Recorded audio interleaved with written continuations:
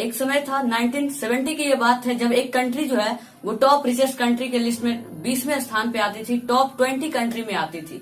लेकिन आज क्या हुआ दोस्तों कि 2020 के अंदर वो कंट्री टॉप 20 पूरेस्ट कंट्री के अंदर वो शामिल है। जी हाँ, मैं किसकी बात कर रहा हूँ दोस्तों, मैं उस कंट्री की बात कर रहा हूँ जिसकी मिसालें दी जाती है आज इकोनॉमी बर्बाद होने में के लिए कि वहां की इकोनॉमी, वहां की इन्फ्लेशन जो रेट बढ़ रही है उसकी जो मिसालें दी जाती है। Yes guys, I am talking about Venezuela economic crisis.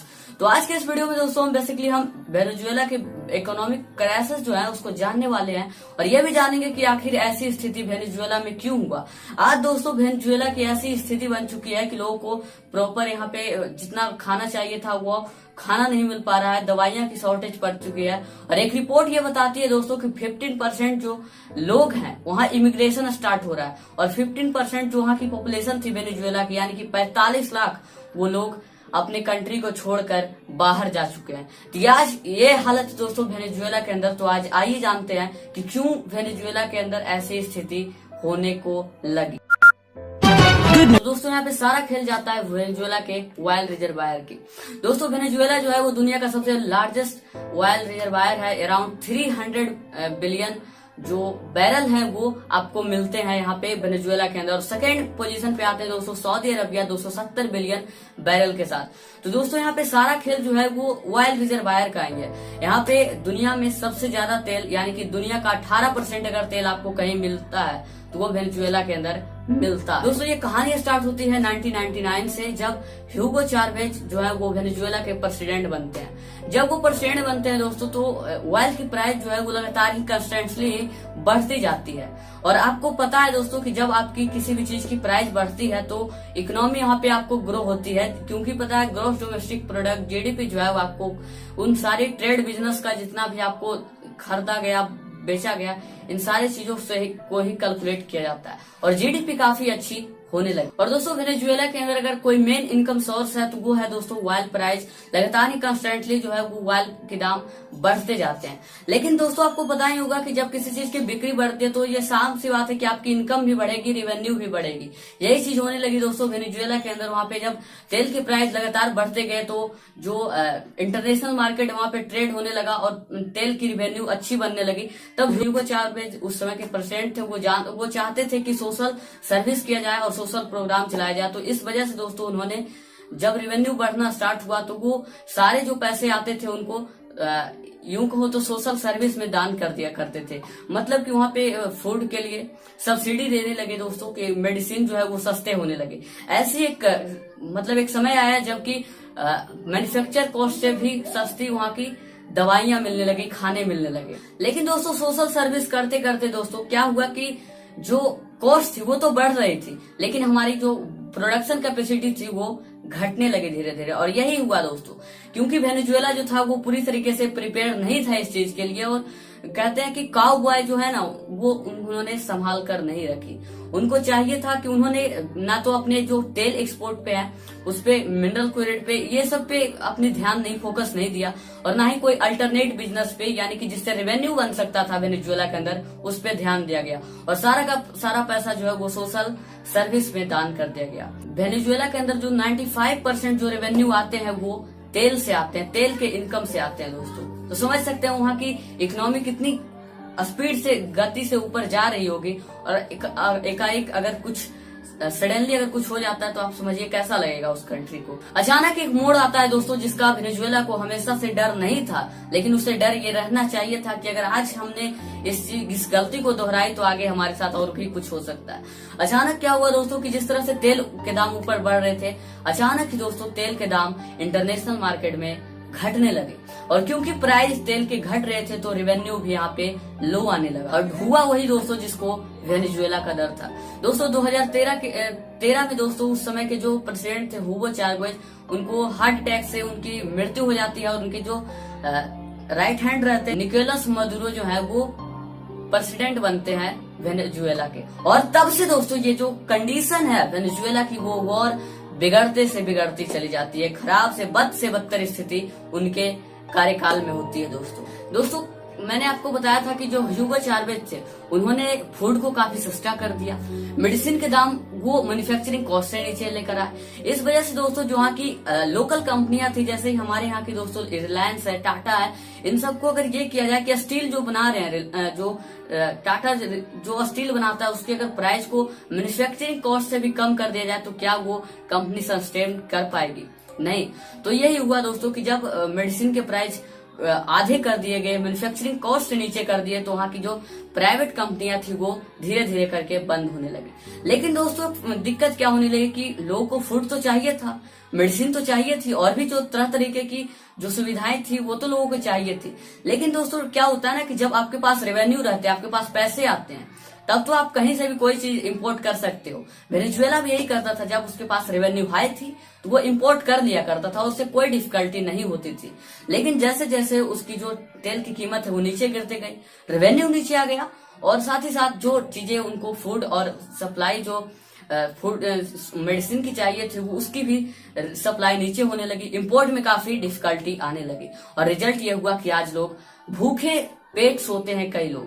दोस्तों ये एक रिपोर्ट बताती है कि जो वेनेजुएला के अंदर है लोग हैं वो उनको सिर्फ 50% तक ही उनको जो मेडिसिन है वो मिल पाते हैं। ओनली 50% तक की जो मतलब 50% तक के ही मेडिसिन की पूर्ति हो पाती है, और लोग इस वजह से दोस्तों अलग अलग तरह के जो मिल पाते हैं वही दवाई खा लेते हैं, उससे कई मेडिकल हजार्ड्स भी देखने को मिलता है वहाँ पे। लेकिन दोस्तों जब 2013 में निकोलस मदुरोई जो है वो प्रेसिडेंट बनते हैं, तो लगातार ही जब से वो प्रेसिडेंट बनते हैं तब से तेल की जो प्राइस है, आप इस चार्ट में देख सकते हो दोस्तों कि जब से वो प्रेसिडेंट बनते हैं तब लगातार तेल की जो प्राइस है वो लगातार ही नीचे घटती जाती है दोस्तों, और इस वजह से रेवेन्यू वहाँ का कम होता है, और रेवेन्यू कम आने पर पता है आपको कि जीडीपी स्लो हो जाती है और जीडीपी गिरने लगती है। और यही हुआ वेनेजुएला के अंदर दोस्तों की जीडीपी वहाँ की गिरने लगी, और आज की स्थिति यानी कि 2015 में ये थी कि -6% तक जीडीपी गिर चुकी थी। 2018 में ये -90.6% जीडीपी चल गए, और यहाँ पे कोई भी कोरोना वायरस का जो ब्लेम है वो आप डाल नहीं सकते हो, क्योंकि इतनी भी बुरी स्थिति नहीं थी और उस समय कोरोना वायरस भी नहीं था, तो ये कह देना गलत होगा। सेकेंड मिस्टेक जो मदुरोई ने किया दोस्तों, को क्या किया कि जब रेवेन्यू नीचे जा रही थी, जीडीपी गिरने लगी, तो इन्होंने फूड सप्लाई को और भी सारे तरह तरह की चीजों को, और जो गवर्नमेंट सप्लाई सब्सिडी जो दे रही थी, इसको चालू रखने के लिए दोस्तों इन्होंने नोट छापने स्टार्ट कर दिए। और ज्यादा नोट किसी भी कंट्री में तभी छपते हैं दोस्तों जबकि वहाँ की जो सर्विस आउटपुट है वो बेहतर हो, और जो प्रोडक्शन आउटपुट है वो बेहतर हो, और वो आपकी जीडीपी ग्रो कर रही हो, तब आप प्रिंटिंग जो है वो आपकी नोट ज्यादा होती है, क्योंकि हर चीज सिमिलराइज से होता है। अगर आपको एक बता देता हूँ कि अगर आज हमारी कंट्री में आरबीआई है तो वो डेटा आपको दे सकती है कि इस साल कितने नोट छपे हैं, तो आप ज्यादा नोट तभी छाप सकते हैं जब आपकी जीडीपी जो है वो ग्रो कर रही है, इकोनॉमिक ग्रो कर रही है। लेकिन अगर कंट्री में दोस्तों कुछ ऐसे कंट्री होते हैं जिनकी जीडीपी नीचे लगातार गिरती है, अगर वो दोस्तों नोट छापना स्टार्ट करती है तो ये कोई समाधान नहीं है दोस्तों। ना तो इससे इन्फ्लेशन कम होगा और ना ही लोगों की आपूर्ति होगी, और रिजल्ट एक ही होता है, जब ऐसी कंट्री जब जीडीपी नीचे निगेटिव में जाती है और ऐसी गलती अगर कोई कंट्री करता है तो रिजल्ट एक ही होता है, हाइपर इन्फ्लेशन। हाइपर इन्फ्लेशन क्या होता है दोस्तों, जब एक कंट्री अपनी इकोनॉमी नीचे गिरते गिरते इतनी हो जाती है कि उसको प्रिंटिंग मशीन मतलब नोट प्रिंट करके या किसी भी तरीके से नोट को छाप दिया जाता है, और इन्फ्लेशन वहां पे एक लगातार तेजी से बढ़ती हुई जाती है, तो उस केस में हाइपर इन्फ्लेशन देखने को मिलता है। दोस्तों इमेजिन कीजिए कि आपके देश में अगर 10% से इन्फ्लेशन बढ़ने लगे तो आप क्या कहोगे? आप कहोगे ये सरकार खराब है, सरकार ने तो हद ही मचा रही है, महंगाई तो बढ़ा दी है, 10% कितनी इन्फ्लेशन हो गई है। लेकिन आप जरा सोचिए वेनेजुएला की ऐसी हालत हो गई है दोस्तों कि 5 करोड़ % से स्पीड से वो इन्फ्लेशन उनकी ग्रो हो रही है, उतनी स्पीड से बढ़ रही है, तो समझिए वेनेजुएला की क्या हालत होगी दोस्तों। और इसी तरह के मिस्टेक जो है जिम्बाब्वे ने 2008 के अंदर किया था दोस्तों, और ऐसे हालत हुआ था कि करेंसी की वैल्यू जो है वहाँ की जिम्बाब्वे की लगातार लूज किए जा रहे थे, और वहाँ की गवर्नमेंट ने 1 मिलियन के नोट, 1 बिलियन के नोट और इनफैक्ट 1 ट्रिलियन के नोट भी छापना स्टार्ट कर दिए थे। इस तरह से वहाँ पे जो इन्फ्लेशन हाइपर इन्फ्लेशन होने को लगा था, और सेम गलती फिर दोस्तों वेनेजुएला के अंदर हुआ, और हाइपर इन्फ्लेशन इस तरह बढ़ गई है कि 5 करोड़ % से ज्यादा इन्फ्लेशन बढ़ रहा है दोस्तों। और पता है $1 ट्रिलियन की आपको कीमत क्या है? $1। उस समय जिम्बाब्वे के अंदर थी दोस्तों, अब कुछ सुधर रही है। लेकिन समझिए $1 यानी कि हमारे यहाँ का 71 रुपए, लगभग 70 रुपए।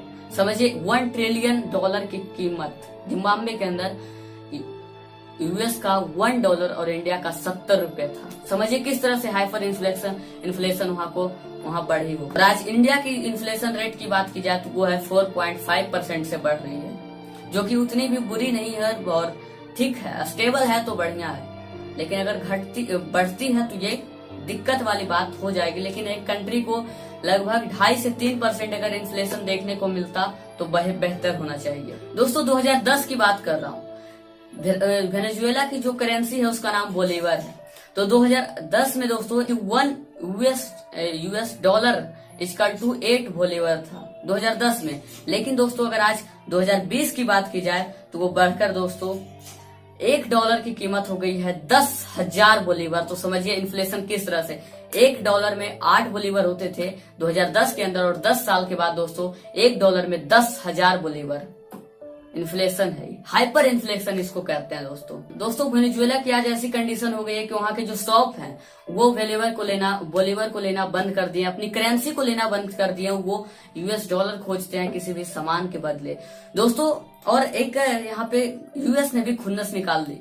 US जो है वो मदुरो को जो प्रेशराइज करने के लिए दोस्तों US ने कई सैंक्शन लगा दिए, जैसे कि ऑयल माइनिंग पे तो जो मेन सोर्स था दोस्तों। और इन सभी सैंक्शन के वजह से यहाँ पे वेनेजुएला को काफी दिक्कत होने लगी ट्रेड करने में। ऑयल का ट्रेड थोड़ा धीरे पड़ गया और वेनेजुएला जो है वो उनकी इकोनॉमी जो है वो एक समय आकर कोलैप्स कर जाती है। लोग आज इस कदर से बेघर हो चुके हैं, 45 लाख लोग यानी कि वहां की 15% पॉपुलेशन जो है वो एस्केप कर चुकी है, कंट्री छोड़कर बाहर जा चुकी है। और जो लोग वहां पे हैं उनको 50% ही दवाई मिल पा रही है और खाना भी उनको इनफ नहीं मिल पाता है। तो क्यों जनता को सरकार से हमेशा सवाल करनी चाहिए, ये वेनेजुएला से हमें सीखनी चाहिए, जो कि उसकी गलती से हमें अपने आप को सुधारना चाहिए। और आज की कंडीशन ये है दोस्तों कि जो वहाँ के प्रेसिडेंट है दोस्तों, वो अपनी नाकामी को छुपाने के लिए यहाँ तक कि इन्फ्लेशन रेट क्या है, महंगाई क्या है, ये तक नहीं दिखाते हैं। गरीबी कितना है ये नहीं दिखाते हैं। इकोनॉमी किस तरह से गिर रही है इसकी कोई भी मतलब डेटा प्रोवाइड नहीं करते हैं अपनी नाकामी को छुपाने के लिए। इस कदर जो है लाचार हो चुका है वेनेजुएला। दोस्तों इनकी गलती क्या थी कि लगातार एक जाते जाते जब आपकी बिजनेस बड़ी होती है तो आप बिजनेस में पैसे लगाते हैं, लेकिन अगर आप ऐश मौज और किसी को दान में देने लगोगे तो आपके पास बिजनेस धीरे कम हो जाएगी। आप अच्छे इंसान बन जाओगे लेकिन आपकी बिजनेस एक समय जाकर स्लो हो गई।